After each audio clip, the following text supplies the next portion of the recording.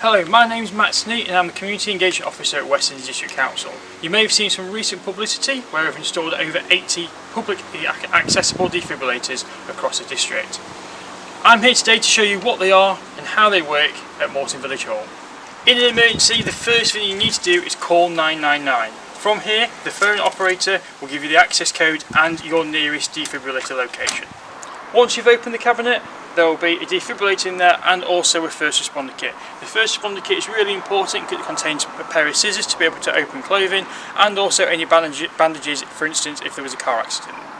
We do have some different models of defibrillators across the whole district. Here we have the CR Plus and the CR2. They both do exactly the same job. They're very simple to operate. The first thing you need to do is open them up and the instructions will follow. Call for help now. To familiarise yourself with CPR and how to use a defib, take a look at the St John's Ambulance video provided below.